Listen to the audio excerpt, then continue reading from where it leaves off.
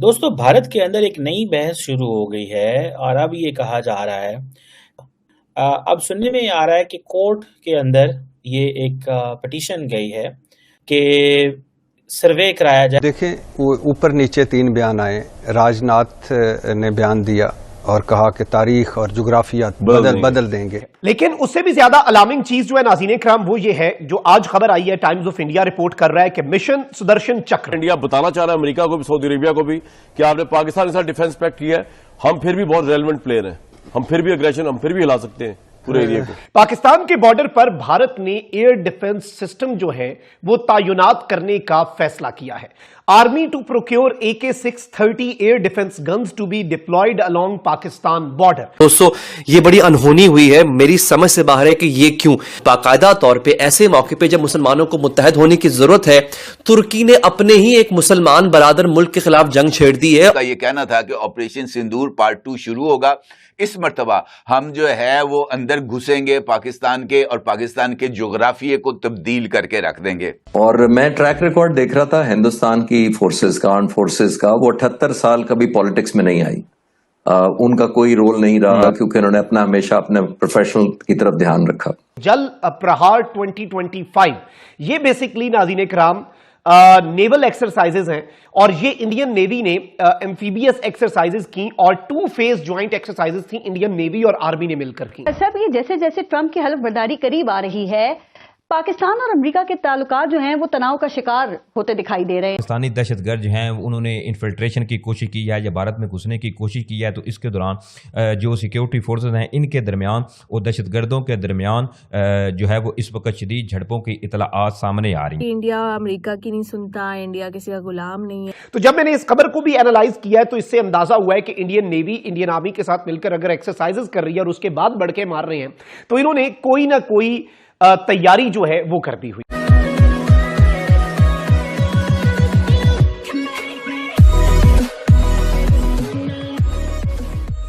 नमस्कार दोस्तों, अब अगर आप कुछ समय पहले देखिए तो इंडिया की तरफ से बहुत सारी चीज़ों का अनाउंसमेंट हुआ, जिसमें एक सुदर्शन चक्र करके एक टेक्निक थी, या फिर कहे कि इंडिया को डिफेंड करने के लिए जो पॉलिसी है उसके बारे में चर्चा की गई। लेकिन अब स्टेटमेंट ऐसे आ रहे हैं भारत की तरफ से जो कि पाकिस्तान को बिल्कुल भी अच्छे नहीं लगेंगे, और स्टेटमेंट इस तरीके से आ रहे हैं कि पाकिस्तान अगर अपना भूगोल चेंज करना चाहता है तो ही आतंकवाद को सपोर्ट करे, और अगर ऐसा कुछ आने वाले दिनों में अब हुआ जैसा पहलगाम में हुआ था, अगर ऐसा कुछ हुआ तो सिचुएशन पाकिस्तान के लिए बहुत ही कठिन हो जाएगी और पाकिस्तान अपनी हिस्ट्री भी खो देगा और भूगोल भी खो देगा। और अगर पिछले दिनों अफगानिस्तान के विदेश मंत्री जो इंडिया में आए थे उनकी स्टेटमेंट अगर आप देखो तो आपको लगेगा, और ना ही सिर्फ उनके विदेश मंत्री, अफगानिस्तान की जनता भी जो ट्विटर पर ट्वीट कर रही थी, उसे पाकिस्तान का नक्शा किस तरीके से बिगाड़ा गया था। बहुत सारा एरिया अफगानिस्तान ने कब्जा कर लिया था, बहुत सारा इंडिया ने, और छोटा एक टुकड़ा बचा था जिसको कह रहे थे पाकिस्तान। मतलब कहने का मतलब यह है कि जब राजनाथ सिंह टाइप के जो नेता है हमारे स्टेटमेंट देते हैं तब पाकिस्तान को उसको सीरियसली लेना पड़ता है। इसी के साथ ही वीडियो शुरू करते हैं। और हाँ दोस्तों, सुपर थैंक्स के जरिए हमें मदद करना ना भूले। नाज़रीन इकराम, पाकिस्तान और भारत के दरमियान कशीदगी इस वक्त अपने उरूज पर है और किसी भी लम्हे भारत की तरफ से कोई बड़ा एडवेंचर किया जा सकता है। पाकिस्तान हाई अलर्ट पर है, लेकिन इसी दौरान एक तशवीशनाक खबर ने बहुत से सवालात खड़े कर दिए हैं। पाकिस्तान के बॉर्डर पर भारत ने एयर डिफेंस सिस्टम जो है वो तैनात करने का फैसला किया है, और भारत ने एक मिशन लॉन्च कर दिया है पाकिस्तान के खिलाफ, और इस मिशन का नाम है सुदर्शन चक्र। मिशन सुदर्शन चक्र क्या है और इसकी टाइमिंग क्यों इतनी अहम है, इस हवाले से कुछ इंपॉर्टेंट डिटेल्स हैं। लेकिन उससे भी ज्यादा अलार्मिंग चीज जो है नाज़रीन इकराम, वो ये है जो आज खबर आई है, टाइम्स ऑफ इंडिया रिपोर्ट कर रहा है कि mission Sudarshan Chakra, army to procure AK-630 air defence guns to be deployed along Pakistan border. यानी भारत की जो फौज है वो AK-630 एयर डिफेंस गन्स जो है वो खरीदने जा रही है, प्रोक्योर करके उन्हें डिप्लॉय करने जा रही है, और ये मिशन सुदर्शन चक्र का हिस्सा है। अभी मिशन सुदर्शन चक्र क्या है, इसके अलावा एक और इनके मीडिया आउटलेट की हेडलाइन सुने। ये कहते हैं कि multi layered air defence shield जो है, सुदर्शन चक्र नामी एक मल्टी लेयर एयर डिफेंस की शील्ड जैसे डोम्स है ना, उसी तरह से एक चक्र ये इंडिया के ऊपर बनाना चाहते हैं और इसमें over the horizon radars, energy weapons, satellites, इन सब को इस एयर डिफेंस शील्ड के अंदर इंडिया इंटीग्रेट करना चाहता है। अब ये है क्या? इंडियन आर्मी नाज़रीन इकराम जो है उसने एक टेंडर जारी किया है कि हमने एयर डिफेंस गन्स जो हैं वो state owned advance weapon and equipment India limited company जो है उससे खरीदने हैं मिशन सुदर्शन चक्र के अंदर। और ये नेशनल सिक्योरिटी का इनिशिएटिव है नरेंद्र मोदी ने, जो कि रिसेंटली 15 अगस्त के दिन अनाउंस किया था। अब इसमें सबसे इंपॉर्टेंट चीज ये है नाज़रीन इकराम कि ये जो एयर डिफेंस गन्स है ना, ये क्या करती हैं?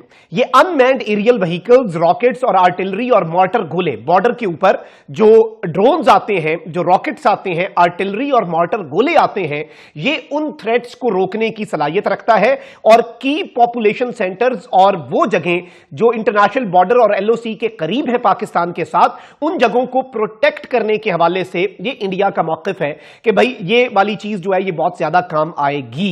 और सबसे अहम तरीन चीज ये है नाज़रीन इकराम कि इंडिया जो है वो अब ये कह रहा है कि जी ये जो गन सिस्टम है, ये जो हम खरीद रहे हैं, इसे ये मोबाइल गन सिस्टम होगा, यानी इसे जल्दी जल्दी कहीं पर मूव भी किया जा सकेगा और हाई मोबिलिटी व्हीकल होगा। इसकी रेंज 4 किलोमीटर और साइक्लिक रेट जो है ये तकरीबन 1 मिनट के अंदर 3000 राउंड्स फायर कर सकेगा। और इसमें all weather electro optical fire control system के जरिए ये डिटेक्ट करेगा और एंगेज करेगा आने वाले जो खतरात हैं उन्हें, आने वाले जो टारगेट्स हैं उन्हें।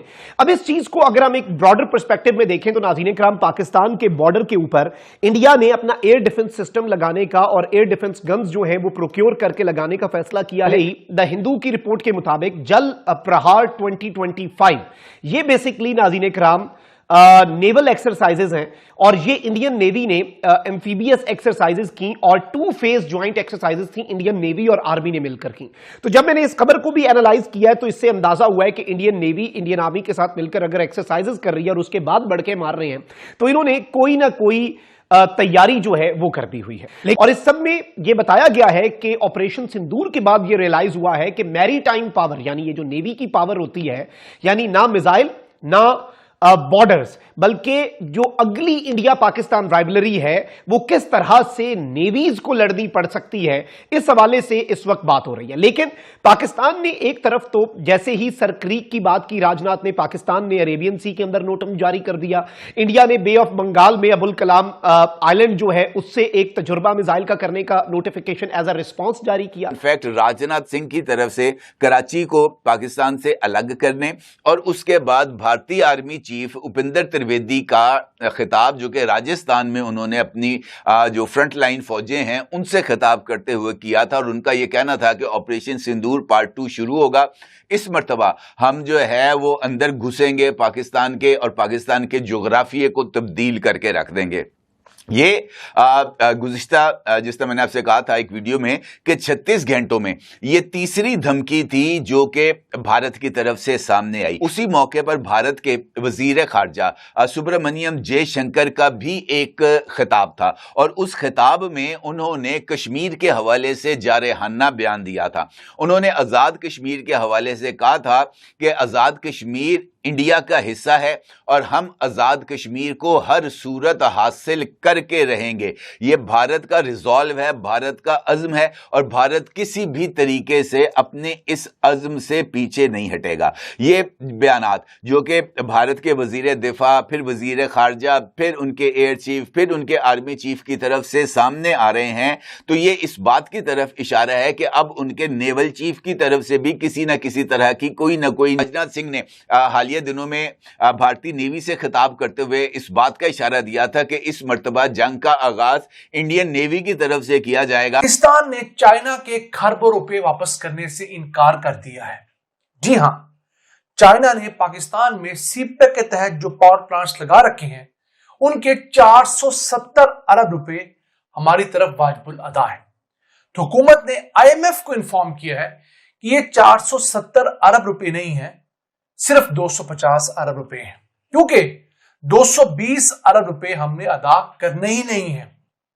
इस मुतालिक पाकिस्तान चाइना के साथ मुज़ाकरात शुरू भी करने जा रहा है, लेकिन मुझे खदशा ये है कि ये दोनों मुल्कों के दरमियान हालात खराब करने का एक मोहरा भी हो सकता है। क्यों? चाइना सिर्फ सीपेक के तहत हमारे यहां $25.5 अरब की सरमायाकारी कर चुका है और ये जो पैसे हैं ये चाइनीज हुकूमत के नहीं है, ये चाइना के प्राइवेट लोगों के, प्राइवेट बैंकों के पैसे हैं जिनका मुनाफा अगर हम नहीं देंगे तो कल को हमें मजीद प्रोडक्ट्स के लिए फाइनेंसिंग नहीं होगी। क्या चीन ने वाकई पाकिस्तान को नजरअंदाज कर दिया? पाकिस्तान को मुमकिन तौर पर क्या मुश्किलात पेश आ सकती हैं? ये बहस का आगाज पाकिस्तान के अंदर बहुत हद तक हो रहा है, इसी के ऊपर आज के इस ब्लॉग में बात करनी है। तो इस बहस का आगाज कब हुआ है और क्यों हुआ है कि चीन ने पाकिस्तान को नजरअंदाज कर दिया या फिर दोस्ती वाली लिस्ट में से निकाल दिया? तो खबर यह सामने आती है कि चीन की जानिब से 74 ममालिक पर मुश्तमिल एक फहरिस्त जारी की जाती है। इस फहरिस्त के अंदर लातीनी अमेरिका, मगरबी ममालिक और खलीजी ममालिक और मलेशिया जैसा मुल्क इस फहरिस्त के अंदर शामिल होता है। तो सवाल यहां पर यह उभरता है कि आखिर चीन और पाकिस्तान के इतने अहम ताल्लुकात हैं, चाहे वो आलमी सतह के ऊपर सिफारती सतह के ताल्लुकात हों, चाहे वो सीपैक की सूरत में माशी ताल्लुकात हों या फिर तस्वीराती हवाले से ताल्लुकात हों, और दोनों ये बरमला कहते हैं कि हम दोनों की जो दोस्ती है ये आयरन ब्रदर्स एक दूसरे को कहते हैं, मगर उसके बावजूद भी चीन की जानिब से इस फहरिस्त के अंदर पाकिस्तान को क्यों नहीं डाला गया? अब ये समझिए कि ये फहरिस्त क्या थे। इस फहरिस्त के अंदर जो 74 ममालिक डाले गए जिनका जिक्र मैंने आपके साथ कर दिया, लातीनी अमेरिका, मगरबी ममालिक जैसे फ्रांस है, बरतानिया है, स्पेन है, इटली की बात की जा रही है, इसी तरह मलेशिया की बात की जा रही है, खलीजी ममालिक की बात की जा रही है और दीगर जो ममालिक है उनकी बात की जा रही है। उनके नाम डाले गए इस फहरिस्त के अंदर ताकि इन ममालिक के जो बाशिंदे हैं वो चाइना आए, उनके लिए visa free services on arrival, जो वीजा जो जितना भी जो तमाम प्रोसीजर होता है उन्हें बड़ा आसान कर दिया गया इन 74 ममालिक के बाशिंदों के लिए। वहां से यह सवाल उभरा कि पाकिस्तान का आखिर इस फहरिस्त के अंदर नाम क्यों नहीं डाला गया। लेकिन पहले इसको यह समझ लीजिए कि चाइना की जानिब से जो इन 74 ममालिक का इंतखाब किया गया वो क्यों किया गया, और इस वीडियो को आखिर तक आपने इसलिए देखना है क्योंकि पाकिस्तान जो कुछ चाइना के लिए कर रहा है और जो वजह चाइना ने इस फहरिस्त के अंदर पाकिस्तान का नाम न डालने की दी है, उससे तो पाकिस्तान ज्यादा नुकसान उठा रहा है। ये सुन रहा हूं कि शायद कम हुई है।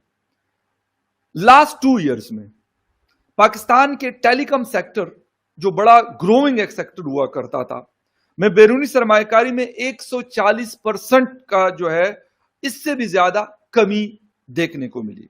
पीटीए की रिपोर्ट के मुताबिक टेलीकॉम सेक्टर में माली साल 2024-25 में बराह रास्त $97 मिलियन बैरूनी सरमायाकारी की गई, जबकि $228 मिलियन की सरमायाकारी निकाल ली गई। ये सिर्फ एक सेक्टर की बात बता। यामाहा एक बहुत बड़ा ग्रुप था जापान का, उन्होंने अपना सेटअप बंद कर दिया। टेलीनॉर पाकिस्तान टेलीकम्युनिकेशन में एक बड़ा जबरदस्त किस्म की कंपनी किसी जमाने में हुआ करती थी, उन्होंने अपना बिजनेस बेचकर पाकिस्तान के लोकल कंपनी को देकर लोग निकल गए। इस तरह शेल पाकिस्तान ने अपना बिजनेस बेच दिया। काफी सारे कंपनीज ने अपने बिजनेसेस को यहां पर लोकल्स किया। तो अब मैंने रफान जो है काफी बड़ा ग्रुप है, ये कस्टर्ड वगैरह और इस तरह की फूड आइटम्स उनकी भी है और बड़ी अच्छी, मतलब उनका वो यूएसए का ग्रुप है। उन्होंने अपना सेटअप बेचने की कुछ लोगों से, लोकल गालिबन निशात से या किसी से उनकी बात चल रही है, तो उनको शायद भेज दें। अब सिलसिला यहां तक आ गया है, लेकिन बताया क्या जा रहा है, रोज टीवी पे ये खबर आएगी हर बुलेटिन के अंदर कि पाकिस्तान स्टॉक एक्सचेंज तारीख की नई बुलंदी, गुर्बत बढ़ रही है लेकिन स्टॉक एक्सचेंज तारीख की नई बुलंदियों पे जा रहा है। यार लोगों के पास रोजगार नहीं है, लोगों के पास खाने पीने को नहीं है, लोगों के अंदर जो एक फ्रस्ट्रेशन है। लोग कहते जी, इनके पाले हुए कुछ लोग कहते जी कश्मीर में प्रोटेस्ट हो रहे, ये इंडिया के साथ मिले हुए ये एजेंट है। यानी हर वो शख्स एजेंट है जो ये कहता है कि यार ये मेरा हक है, मुझे दो, मुझे सस्ता आटा दो, मुझे सस्ता घी तेल दो, मुझे जो है तालीम की सहूलियात मुयस्सर करो, मुझे अच्छी हेल्थ फैसिलिटीज दो। खुद के इलाज कहां पे होते हैं? मियां नवाज शरीफ साहब शायद 10 या 15 दिन जिनेवा के अस्पताल से इलाज करवाते। बेटी इनकी यहां पे क्या बात कर रही है? बेटी इनकी कहते पंजाब के अस्पतालों में तो पूरे पाकिस्तान के लोग आकर इलाज करते। अब क्लेम यही किया जा रहा है कि यहाँ पे एक This is the biggest trade mission that the United Kingdom has ever sent to India. आप जान के हैरान होंगे और उतनी ही हैरानी होगी जितनी मुझे हो रही है। के साथ 125 लोगों का एक बहुत बड़ा डेलीगेशन है जिसमें ब्रिटिश मंत्रियों, यूनिवर्सिटी, उद्योग समूहों और प्रमुख कंपनियों के सीईओज भी शामिल हैं। We begin tonight with what happens when your government is not working or not working properly. This is day 7 of the federal government shutdown. एक और कारोबारी नाम पाकिस्तान से रुखसत हुआ, एक और मोतबर, एक और रिनाउंड कॉरपोरेट इदारा पाकिस्तान से अपने ऑपरेशंस लपेटकर टाटा बाय बाय कर गया। डिस्कस करेंगे पाकिस्तान में पकड़ी जाने वाली 11 अरब डॉलर्स की चोरी। बढ़ते हैं एलएसी के मुद्दे पर। विदेश मंत्रालय का बड़ा वो है कि पाकिस्तान से 12 मल्टीनेशनल कंपनीज निकल चुकी हैं, जा चुकी हैं छोड़ के, जिसके बाद अब आईएमएफ ने इंटरवीन किया है और हुकूमत से बाज पुर्स करने के बाद हुकूमत को कहा है कि आप हमें एग्जैक्ट फिगर बताएं। यानी पाकिस्तान में जो मल्टीनेशनल्स काम करती हैं उसमें एक बड़ी खबर ये आ रही है कि उसमें से बड़ी बड़ी मल्टीनेशनल्स जो हैं वो पाकिस्तान छोड़ के या वहां से अपना बिजनेस समेट के चली। ये चाइनीज का जो मिलिट्री माइट है वो एक हवा है और कुछ नहीं। जो चाइना है वो इजराइल में भी चाहता है कुछ पंगा करे, साउथ चाइना सी में भी चाहता है कुछ पंगा करे, इंडिया में भी चाहता है। दरअसल चाइना मोहल्ले की वो आंटी है जिसकी नजर सब पे रहती है, लेकिन अपने घर में क्या चल रहा है उसको वो नहीं पता। आटे की बोरी की कीमत में 12% इजाफा एक संगीन माशरती मसला बन चुका है। मैं बाजार में जा रहा हूँ। तो अब देखिए कि कहां से कहां हालात पहुंच गए हैं। तो मेरा ख्याल है कि ये हमारे लिए एक सोल सर्चिंग का मकाम है, इंट्रोस्पेक्शन का मकाम है कि इतने हालात क्यों खराब हो गए। और पिछले 10 साल प्राइम मिनिस्टर नरेंद्र मोदी के याद करें, उन्होंने अपनी कौम के लिए, अपने लोगों के लिए जो खिदमत अंजाम दी है ना, मेरी ख्वाहिश ये है कि पाकिस्तान में भी कोई ऐसा वज़ीर आज़म।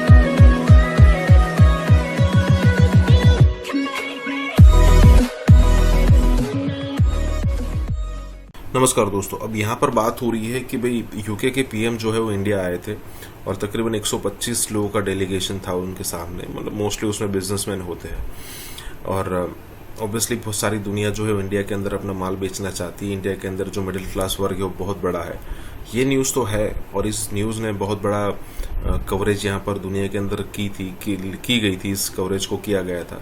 लेकिन यहाँ पर और भी महत्वपूर्ण बात यह है कि तकरीबन 12 मल्टीनेशनल कंपनी, मुझे तो ऐसा लगता है कि पाकिस्तान के अंदर मल्टीनेशनल कंपनी कर क्या रही है, लेकिन जो भी हो, पाकिस्तान के अंदर तकरीबन 12 मल्टीनेशनल कंपनी ऐसी है जिन्होंने अब वहाँ पर ताले लगा दिए और वहाँ से निकल गई है। अब कई सारे पाकिस्तानी पैनलिस्ट का कहना ये भी है कि ये कोई बड़ी साइन हो सकती है, मतलब जैसे उनको वार्निंग मिली हो कि भाई आप निकल जाओ, क्योंकि यहाँ पर कभी भी कुछ भी हो सकता है ऐसा कुछ हुआ हो। और इसीलिए सारी की सारी 12 कंपनी जो है यहाँ से निकलने के लिए मजबूर हो चुकी हो। अगर पिछले दिनों ही हमने सुना था कि माइक्रोसॉफ्ट ने भी कुछ ऐसा ही किया था, मतलब 1-1.5 महीने पहले की बात है। इसी के साथ ही वीडियो शुरू करते हैं। और हाँ दोस्तों, सुपर थैंक्स के जरिए हमें मदद करना ना भूलें। पिछले 10 साल प्राइम मिनिस्टर नरेंद्र मोदी के याद करें, उन्होंने अपनी कौम के लिए, अपने लोगों के लिए जो खिदमत अंजाम दी है ना, मेरी ख्वाहिश ये है कि पाकिस्तान में भी कोई ऐसा वज़ीर आज़म हो कि अपनी कौम के लिए खिदमत अंजाम दें। अब वो खिदमत क्या थी ये भी सुनिए। जो इंसान आम आदमी के साथ खड़ा हो, मैं उस आदमी की तारीफ करूंगा। जो इंसान आम आदमी के घर में आटा, राशन, रोटी प्रोवाइड करे, मैं उसकी तारीफ करूंगा। मेरे पाकिस्तान के चांद पे नाम कैसे लिखे जाएंगे, मेरे पाकिस्तान के लोगों को सहूलतें कैसे मिलेंगी, हम तो ये ख्वाहिशात करते हैं भाईजान, और हमारी कोई ख्वाहिश नहीं है इसके अलावा। अबूजर भाई, पाकिस्तान देखें, अगर नेबर कंट्री ईरान है, अब उस तरीके से जाहिर बात है उनकी जो इकोनॉमिक टाइज हैं वो इंडिया के साथ ज्यादा बेहतर हो जाएगी। अफगानिस्तान की में बहुत ज्यादा इन्वेस्टमेंट है इंडिया की। पाकिस्तान आइसोलेट होता नजर नहीं आ रहा जैसे इंडिया के हाथों। मतलब अगर देखा जाए तो ईरान, अफगानिस्तान, जितने भी इर्द के कंट्रीज हैं इंडिया से रिलेशन, इवन चाइना, अब तो मतलब हम ये भी नहीं कह सकते, पहले तो ये कहते थे जो भी है चाइना ही अकेला भारी हमारे लिए बड़ा है कि हमारा दोस्त है, आयरन फ्रेंड है। वो भी देखें, वो भी इंडिया के साथ, वो भी समझ गया कि इस टाइम इंडिया को नाराज करना बेवकूफी है। सेकंड न्यूज जो है वो है कि पाकिस्तान से 12 मल्टीनेशनल कंपनीज निकल चुकी हैं, जा चुकी हैं छोड़ के।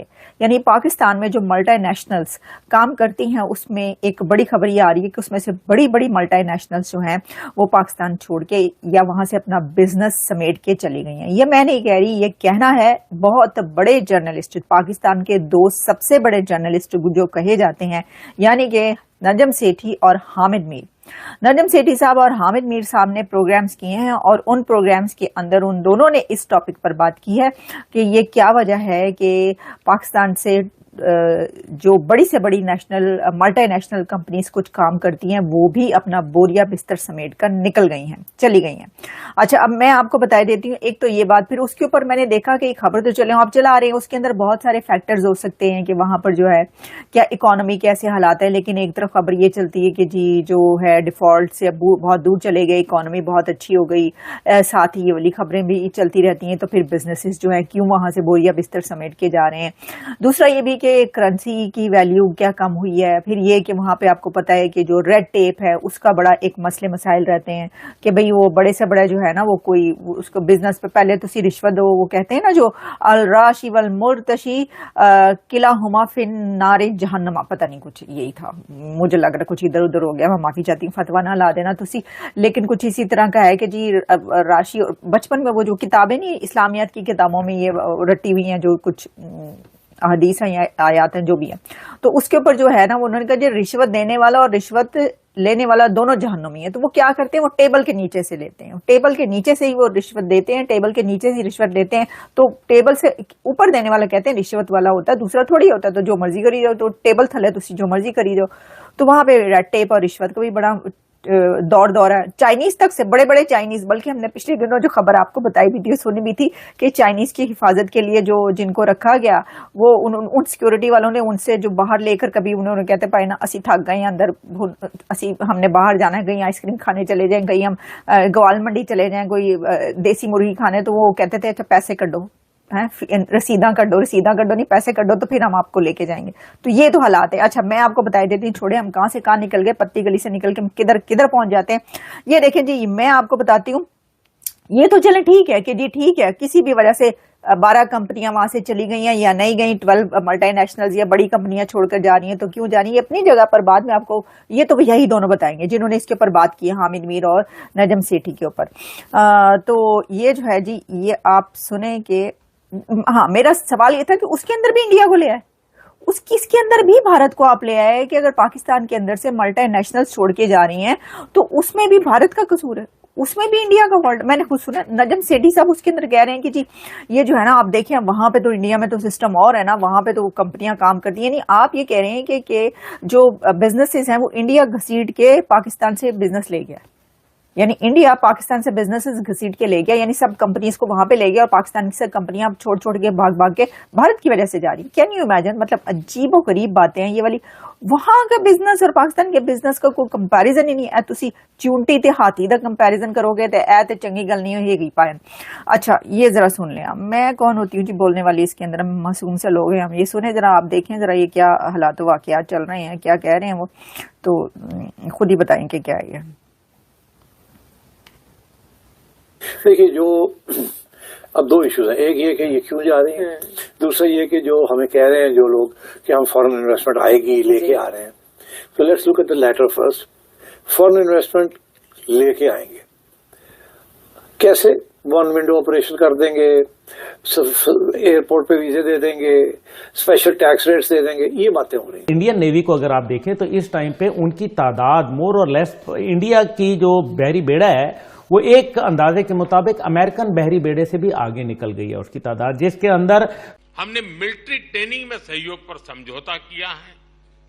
इसके तहत भारतीय वायुसेना के फ्लाइंग इंस्ट्रक्टर्स यूके की रॉयल एयरफोर्स में ट्रेनर्स के रूप में कार्य करें। तो कहते कि इम्पोर्टेंट डेवलपमेंट ये है कि फ्लाइंग इंस्ट्रक्टर जो है इंडियन एयरफोर्स के, वो they will go as a trainers with the UK Royal Air Force। 93 years of Indian Air Force का जो ये इवेंट था, उसमें जो मेन्यू रखा गया उसमें मतलब भारत डिश का नाम जो है वो पाकिस्तान के किसी न किसी इलाके से था। इसमें डिशेस के नाम पाकिस्तान की उन लोकेशंस पर थे जिन पर ऑपरेशन सिंदूर के दौरान भारत ने अटैक किया था। This is something very significant। उससे वो जो कराची वाला एरिया है जिसको सर क्रिक कहते हैं, उस पे वो कब्जा कर लेंगे या उधर वो मतलब कि अपने कदम बढ़ाएंगे। मोदी जी आए, भगवान की एक कृपा हुई हमारे ऊपर, और पिछले 10 सालों में नाज़रीन, लगता है कि वो दिन दूर नहीं कि जब आप और मैं रात की किसी तारीकी में सो रहे होंगे और किसी आखिरी पहर अचानक हमें मिसाइल्स गिरने की आवाज आएगी। टेररिज्म के लिए भारत बार बार कहता है कि जी आपकी कंट्री से टेररिज्म हो रही, ड्रोन्स गिरने की आवाज आएगी और जब हमारी आंखें खुलेंगी तो हमें पता लगेगा कि एक्चुअली भारत ने ऑपरेशन सिंदूर 2 लॉन्च कर दिया है। इंडिया जो है वो एग्रीमेंट साइन करेगा मिलिट्री ट्रेनिंग का, तो वो कह रहे हैं कि इंडिया ग्लोबल प्लेयर है। The care Starmer made a point that India is a global player. India is not a regional player, India is not a local player, India is a international player. लेकिन पर शर्म ना आए, कहते शर्म ना आए तो क्या फिर ढीठ बंदा हो जाए की, पर जिस टाइम मर्जी ढीठ हो जाए। वो कहते जी बेइज्जती तो ਉਹਦੀ ਹੁੰਦੀ ਜਿਹਦੀ ਕੋਈ ਇੱਜ਼ਤ ਹੋਵੇ, ਸਾਡੀ ਕਿਹੜੀ।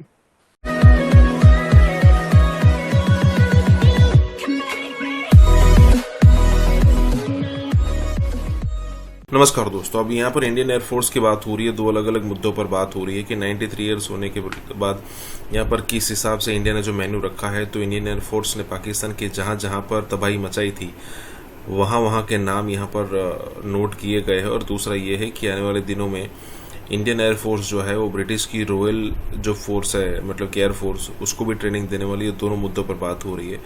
लेकिन पाकिस्तान को उन सारी चीज़ों से फ़र्क नहीं पड़ता कि अगर इंडिया किसी ब्रिटिश को ट्रेन करने वाला है या फिर इस डिस्कशन होता है, उनको ऐसा भी लगता है कि इंडिया बहुत आगे बढ़ गया वगैरह वगैरह। लेकिन उनको तकलीफ तब होती है जब इस टाइप की बात आती है कि इंडिया ने पाकिस्तान को प्रोवोक करने के लिए मेनू के डिश के नाम कुछ अजीब रखे हैं। मतलब जहाँ जहाँ इंडियन एयरफोर्स ने तबाही मचाई थी उसके नाम रखे हैं। जैसे होता है ना कि 71 में 93,000 सोल्जर्स का यहाँ पर सरेंडर करवाया गया था। तो इंडिया, मतलब बहुत बार ऐसा होता है कि वो सरेंडर वाली फ़ोटो जब दिखाता है तो पाकिस्तान को अच्छा नहीं लगता। मतलब अगर मान लीजिए इंडिया यहाँ से 5 ट्रिलियन की इकोनॉमी, 10 ट्रिलियन की इकोनॉमी भी अगर बन जाता है तो कोई फ़र्क नहीं पड़ेगा, डिस्कशन होगा। लेकिन जब उनको जब इस तरीके से बेइज्जत किया जाता है ना, तब उनको बहुत फ़र्क पड़ता है। इसी के साथ ही वीडियो शुरू करते हैं। और हाँ दोस्तों, सुपर थैंक्स के जरिए हमें मदद करना ना भूलें। इंडिया ने जो साइन किए हैं एग्रीमेंट, उसमें मिलिट्री ट्रेनिंग, फ्लाइंग इंस्ट्रक्टर जो है इंडियन एयरफोर्स के, वो they will go as a trainers with the UK Royal Air Force। अच्छा, ये एक नई चीज़ है हमारे लिए।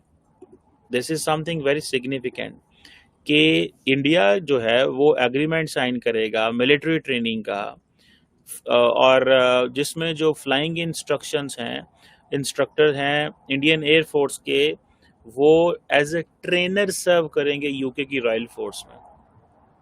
अब अगर ये चीज़ अगर देखी जाए तो ये चीज़ उनके जो इंस्ट्रक्टर्स हैं, उनकी जो एयरफोर्स है वो एट पार है एंड ग्लोबल लेवल के बराबर है।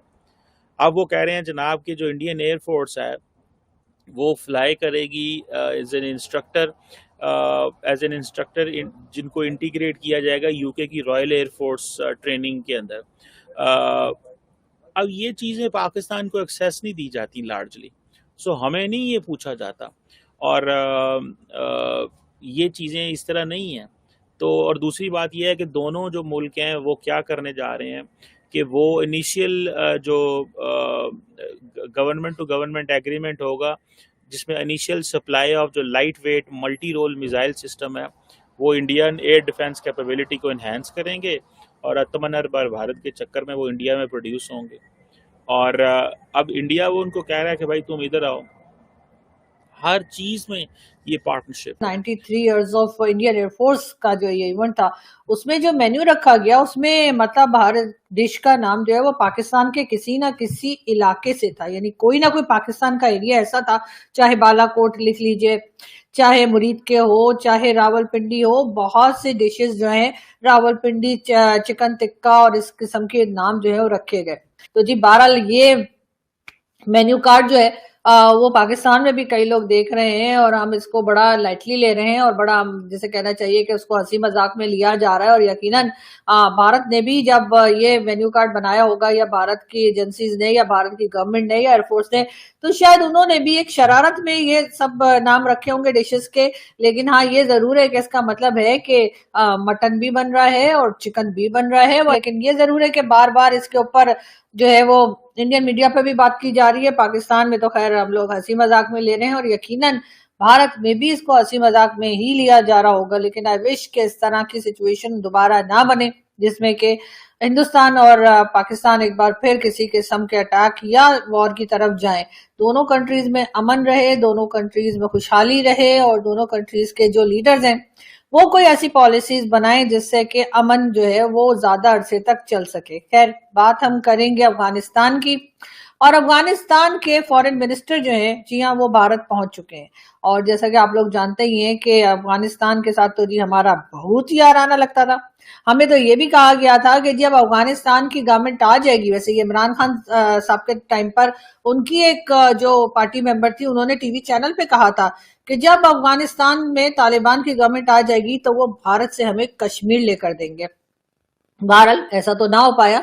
उनकी जो क्लिप थी उस शो की, वो बहुत वायरल हुई और कई इंडियन मीडिया ने भी कई बार दिखाया कि जी ये कह रही हैं जो लीडर थी इमरान खान के पार्टी की कि जी जब तालिबान की गवर्नमेंट आ जाएगी तो उसके बाद वो हमें कश्मीर लेके देंगे।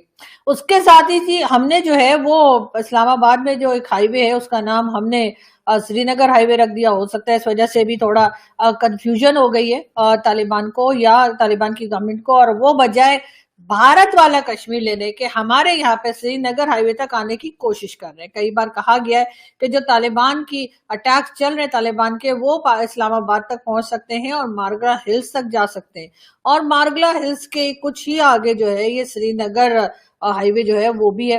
तो यकीनन हमने, हमारी गलती हमारी है जब हम नाम ही गलत सलत अपने यहाँ पे रख देंगे और फिर ये सोचेंगे कि अब तालिबान आएंगे और वो हमें कश्मीर लेके देंगे, तो जाहिर है इसमें तो गलती हमारी है कि हम उन्हें मिसगाइड कर रहे हैं। मगर ये जरूर है कि तालिबान जो है उनकी अब कह लीजिए कि बातचीत और उनके टर्म्स जो है वो भारत से बहुत अच्छे होते हुए हमें दिखाई दे रहे हैं।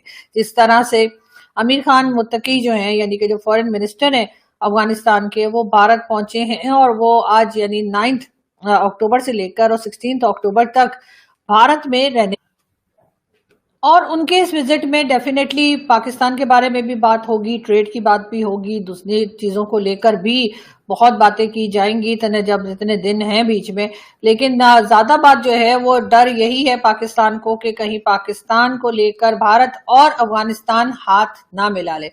वैसे यहाँ पे हमें भारत और अफगानिस्तान हाथ मिलाता वही नजर आ रहा है, लेकिन बात सारी ये कि अगर इन्होंने हाथ इस तरह से मिला लिए और कहा कि ठीक है अब पाकिस्तान को सबक सिखाने का फैसला कर लिया और हमारे खिलाफ हो गए, तब हम क्या करेंगे।